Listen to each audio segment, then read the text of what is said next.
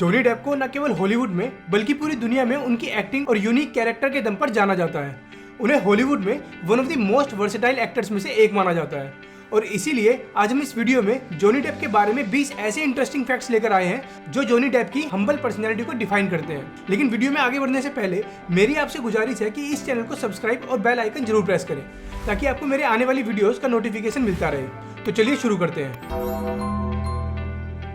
Johnny Depp का जन्म एक बहुत ही जेंटल फैमिली में हुआ था। उनकी माँ एक रेस्टोरेंट में वेट्रेस का काम किया करती थी और उनके पिता एक सिविल इंजीनियर थे। अपने पिता की जॉब में होने वाली ट्रांसफर की वजह से उनकी फैमिली को कई अलग अलग शहरों में रहना पड़ता था और इतने शहर चेंज करने की वजह से जॉनी डेप के ज्यादा फ्रेंड्स भी नहीं थे और इसी के चलते उनका पढ़ाई में भी इंटरेस्ट खत्म होता जा रहा था। एक बार 12 साल की उम्र में उनकी माँ ने उन्हें गिटार गिफ्ट किया था जिसे उन्होंने खुद ही प्ले करना सीख लिया था, जिसकी वजह से वो एक म्यूजिशियन भी बन गए थे। जिसके बाद उन्होंने अपना एक लोकल बैंड शुरू किया जिसमें वो लीड गिटारिस्ट थे और थोड़े ही समय बाद जॉनी डेप ने अपनी पढ़ाई पूरी तरह से छोड़ दी और फुल टाइम म्यूजिशियन बन गए। उनके बैंड का नाम द किड्स हुआ करता था। 20 साल की एज में जॉनी डेप ने अपनी ही एक बैंड मेंबर की सिस्टर से शादी कर ली थी। जॉनी का बैंड उतना सक्सेसफुल नहीं रहा था और उन्हें शोज भी बहुत मुश्किल से ही मिलते थे, जिसकी वजह से उन्हें बहुत सी जॉब करनी पड़ी। उन्होंने उस समय एक कॉल सेंटर में भी काम किया था जहां वो पेन और स्टेशनरी सेल किया करते थे। जॉनी उस वक्त काफी फाइनेंशियल क्राइसिस से गुजर रहे थे क्योंकि उनके पास कोई भी स्टेबल इनकम नहीं थी। ये पीरियड उनकी लाइफ का बहुत डिप्रेसिंग पीरियड था क्योंकि वो अपनी शादी से भी खुश नहीं थे और 2 साल के अंदर ही उन्होंने अपनी पहली वाइफ से डाइवोर्स ले लिया था। जॉनी डेप की लाइफ में सबसे बड़ा टर्निंग पॉइंट उस समय आया जब निकोलस केज के साथ उनकी मुलाकात एक म्यूजिक स्टोर में हुई। ये बात 1983 की है जब निकोलस केज खुद इंडस्ट्री में नहीं थे और वो उस वक्त छोटे मोटे रोल ही प्ले किया करते थे। जब निकोलस केज और जॉनी डेप एक म्यूजिक स्टोर पर थे तो इन दोनों के बीच ऐसे ही बात शुरू हो गई। तब निकोलस केज ने बातों ही बातों में जॉनी को एक्टिंग करने का सजेशन दिया और कहा कि तुम्हें भी एक्टिंग करनी चाहिए। हालांकि जॉनी डेप अपने एक्टिंग करियर को लेकर जरा भी श्योर नहीं थे, लेकिन फिर भी निकोलस केज ने उन्हें एक एजेंट का नंबर दे दिया और इसके बाद जॉनी डेप एक फिल्म के ऑडिशन के लिए भी गए जहां जॉनी की लुक्स को देखकर ही उन्हें फिल्म में कास्ट कर लिया गया था। 1984 की successful horror film nightmare on Elm street से जॉनी डेप ने अपनी एक्टिंग करियर में डेब्यू किया। हालांकि फिल्म में जॉनी डेप का रोल बहुत छोटा था और उनके कैरेक्टर को बीच में खत्म कर दिया गया था, लेकिन फिर भी उनके इस छोटे से रोल ने टीनेजर्स पर काफी इम्पैक्ट किया और इस छोटे से सीन के बाद ही वो टीनेजर्स में काफी पॉपुलर हो चले थे, जिसके बाद उन्हें कई टीवी सीरियल्स और एडवर्टाइजमेंट के लिए ऑफर किया गया। ये बात बहुत कम ही लोग जानते हैं कि जॉनी डेप को सिर्फ 11 साल की उम्र में ही ड्रग्स की लत लग गई थी और ये टाइम उनके लिए बेहद डिफिकल्ट भी रहा। जॉनी ने अपने एक इंटरव्यू में बताया कि ड्रग्स के एडिक्शन की वजह से उन्हें अपनी लाइफ में बहुत से नुकसानों का सामना करना पड़ा और ड्रग्स एडिक्शन से खुद को बचाने के लिए उन्हें कई साल तक स्ट्रगल करना पड़ा। जॉनी ये बात जानते थे कि अगर उन्होंने ड्रग्स लेना नहीं छोड़ा तो उनकी बाकी बची जिंदगी पूरी तरह से बर्बाद हो जाएगी और इसीलिए उन्होंने फिल्म्स में आने से पहले ड्रग्स की अपनी इस लत को पूरी तरह से अलविदा कह दिया था। 21 जंप स्ट्रीट्स जो कि 1987 का एक फेमस टीवी शो था, इस शो ने मानो जॉनी डेप की किस्मत ही बदल दी थी क्योंकि इस शो के बाद जॉनी डेप एक टीन आइकन बन चुके थे और अपनी लुक्स की वजह से उन दिनों हर मैगजीन के फ्रंट कवर पेज पर नजर आते थे। हर कोई बस जॉनी डेप का ही दीवाना था, यहाँ तक कि उन्हें लोगों द्वारा सेक्सिस्ट मैन अलाइव से भी टैग किया जाने लगा। लेकिन जॉनी को ये सब जरा भी पसंद नहीं था। उनका कहना था कि ये सब बस बेकार की बातें हैं जो मीडिया द्वारा खुद ही बना दिया जाता है। इन सभी टैग्स की मेरे लिए कोई वैल्यू नहीं है। So absurd a notion, to equate my name with that sexiest man alive. Number 8, TV serials और एड्स में अपनी धमाकेदार एंट्री के बाद जॉनी डेप अब अपने एक्टिंग करियर को लेकर श्योर हो चुके थे, इसलिए उन्होंने अब फुल टाइम मूवी करने का डिसीजन लिया और 1990 में अपनी पहली lead role film the cry baby में हाथ भी आजमाया। लेकिन ये फिल्म इतनी ज्यादा सक्सेसफुल नहीं रही, लेकिन जैसे जैसे समय बीतता गया इस फिल्म की वैल्यू बढ़ती गई और आज इस फिल्म को जॉनी डेप के करियर की एक कल्ट फिल्म माना जाता है।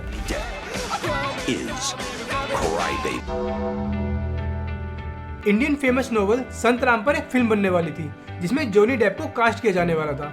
इस फिल्म की स्टोरी भी काफी इंटरेस्टिंग थी जिसमें हमें ये दिखाया जाने वाला था कि एक बैंक रोबर जेल से भागकर इंडिया आ जाता है जहां आकर उसकी लाइफ एकदम बदल जाती है।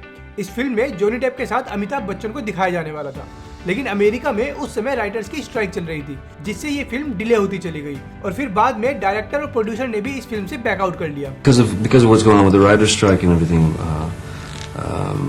we put the movie on basically on pause. We just hit pause for the moment, you know, to see how everything goes with the writer's strike. और अनफॉर्चुनेटली ये फिल्म कभी बन ही नहीं पाई।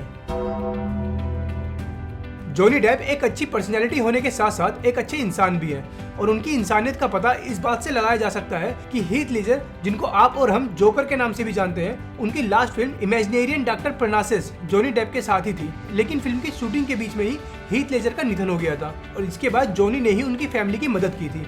एक्चुअली हीथ लेजर की will में उनकी बेटी का नाम मेंशन नहीं था और वो उस वक्त बस 2 साल की थी और जॉनी डेप को जब इस बात का पता चला तो उन्हें काफी बुरा लगा। अब क्योंकि जॉनी डेप भी एक पिता हैं, तो उन्हें ये रियलाइज हुआ कि हीथ लेजर की बेटी का फ्यूचर सिक्योर करना ही मेरे लिए सबसे जरूरी काम है और इसी वजह से उन्होंने फिल्म इमेजिनेरियम डॉक्टर परनासेस से मिलने वाली अपनी पूरी एक्टिंग फीस हीथ लेजर की बेटी के नाम कर दी थी। Nothing's permanent, not even death. Famous movie pirates of the Caribbean character Jack Sparrow अपने आप में काफी यूनिक कैरेक्टर है और इस रोल को बखूबी से करने के लिए जॉनी डेप ने 80s के एक फेमस म्यूजिशियन और रोलिंग स्टोन बैंड के मेंबर कीथ रिचर्ड्स से इंस्पिरेशन ली थी। ये जॉनी के सबसे पसंदीदा आर्टिस्ट में से एक थे और जॉनी ने ये भी बताया था कि 90s के समय कीथ रिचर्ड्स जिस तरह से खुद को स्टाइल करते थे, वहाँ से उन्होंने जैक का लुक डिसाइड किया था और पायरेट्स ऑफ द कैरिबियन 2 में जैक स्पैरो के फादर का रोल भी कीथ रिचर्ड्स ने ही किया था। जॉनी डेप के लिए पायरेट्स ऑफ द कैरिबियन एक गेम चेंजिंग फिल्म रही। इस मूवी के बाद से उन्हें पूरे वर्ल्ड में पहचाना जाने लगा था। इस फिल्म में जॉनी डेप जैक स्पैरो के कैरेक्टर में नजर आते हैं, जो एक समुद्री लुटेरा होता है। इस फिल्म के लिए जब जॉनी को ऑफर किया गया था तो वो फिल्म की स्टोरी से बेहद इंप्रेस हुए थे। तब उन्हें रियलाइज हुआ कि काफी टाइम से कोई भी एडवेंचर फिल्म नहीं आई है जहां पायरेट्स को एक फनी वे में दिखाया गया हो। फिल्म को शैक के राइटर ने ही लिखा था और जॉनी को ऑलरेडी शैक काफी पसंद थी और इसीलिए वो श्योर थे कि पायरेट्स ऑफ द कैरिबियन उनके लिए एक बहुत ही अमेजिंग एक्सपीरियंस होने वाला है। Actor Robert De Niro Pirates of the Caribbean के मेकर्स की पहली पसंद थे।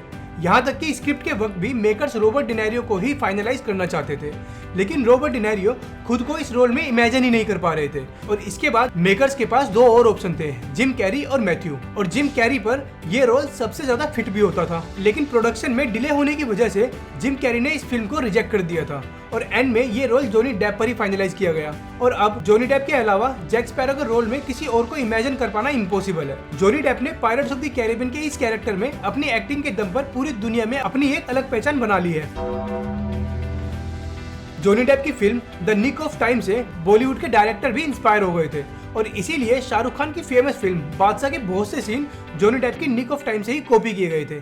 बादशाह फिल्म में बच्चे की किडनैपिंग को लेकर स्टोरी दिखाई जाती है। ये पूरा सीन जॉनी डेप की फिल्म निक ऑफ टाइम से ही लिया गया है। मूवी निक ऑफ टाइम में जॉनी डेप की डॉटर को किडनैप कर लिया जाता है, जहां डेप को अपनी डॉटर को रिलीज के एक्सचेंज में एक पॉलिटिशियन को मारना होता है। स्क्रीन पर चल रहे इस सीन से आप आइडिया लगा सकते हैं कि बादशाह फिल्म के काफी सीन निक ऑफ टाइम से कॉपी किए गए थे। दोस्तों, क्या आप जॉनी डेप को हल्क के रोल में इमेजिन कर सकते हैं? एक्चुअली 2003 में यही होने वाला था। मूवी हल्क के लिए पहले जॉनी डेप को ही साइन किया जा रहा था, यहाँ तक कि जॉनी डेप को ध्यान में रखते हुए ही इस फिल्म की स्टोरी भी लिखी जा रही थी, लेकिन प्रोड्यूसर्स ने इस फिल्म को डिले कर दिया और फिर बाद में इस फिल्म में एक्टर एरिक बैना को मूवी हल्क में लीड रोल के लिए फाइनलाइज कर लिया गया था।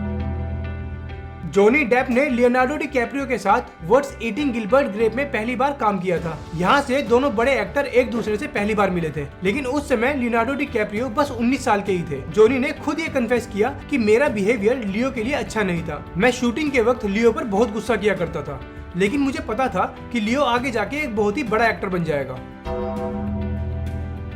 जॉनी डेप हर फिल्म में अपनी दमदार एक्टिंग के लिए जाने जाते हैं। उनकी बहुत सी ऐसी फिल्म है जो एक मास्टरपीस है, जैसे pirates of the Caribbean, Neverland और स्वीटी टॉड, लेकिन इसके बावजूद भी उन्हें आज तक ऑस्कर नहीं मिला। ये 3 फिल्म्स ऑस्कर के लिए नॉमिनेट तो हुई थी, लेकिन जॉनी को इनके लिए ऑस्कर नहीं मिल सका। Pirates of the Caribbean Johnny Depp के लिए बहुत ही स्पेशल मूवीज में से एक है, जिसकी सक्सेस के बाद उन्होंने अपने हाथ पर एक टैटू भी बनवाया था। ये टैटू उन्होंने अपने बेटे को डेडिकेट किया था, जिसका नाम भी जैक है। लेकिन एम्बर हर्ड के साथ चल रहे विवाद के बाद अब जॉनी डेप ने pirates of the Caribbean franchise को हमेशा के लिए अलविदा कह दिया है। इसका मतलब अब हम पायरेट्स ऑफ द कैरिबियन के आने वाले चैप्टर्स में जॉनी डेप के आइकॉनिक कैरेक्टर को कभी नहीं देख सकेंगे। जॉनी डेप की लाइफ में सबसे मुश्किल फेज उस वक्त आया जब उनकी 7 साल की बेटी को किडनी फेलियर की वजह से हॉस्पिटलाइज किया गया था। उनकी बेटी लिली रोज की सिचुएशन इतनी सीरियस थी कि उसका बच पाना भी मुश्किल था। जॉनी इस बात से काफी परेशान थे, यहाँ तक कि वो इस दौरान एक्टिंग से भी बहुत दूर थे। लेकिन बाय गॉड ग्रेस उनकी बेटी इस प्रॉब्लम से बच जाती है और आज लिली रोज अपने फादर की तरह ही एक एक्टर है। जॉनी डेप को अपनी डॉटर की बीमारी की वजह से काफी हॉस्पिटल्स विजिट करने पड़े थे, जहां वो कई बच्चों से भी मिला करते थे। अपनी बेटी की प्रॉब्लम के बाद से जॉनी को ये रियलाइज हो चुका था कि लाइफ बहुत अनसर्टेन है और हमें लाइफ को जरा भी हल्के में नहीं लेना चाहिए, और इसीलिए जॉनी को अब जब भी टाइम मिलता है वो हॉस्पिटल जाके बच्चों के साथ टाइम स्पेंड करते हैं। इसका सबसे बड़ा एग्जाम्पल आप इस वीडियो में भी देख सकते हैं, जहां वो जैक स्पैरो के कॉस्ट्यूम में अपने फैन से मिलने हॉस्पिटल गए थे। वीडियो अच्छा लगे तो प्लीज चैनल को सब्सक्राइब जरूर करें। मिलते हैं नेक्स्ट वीडियो में।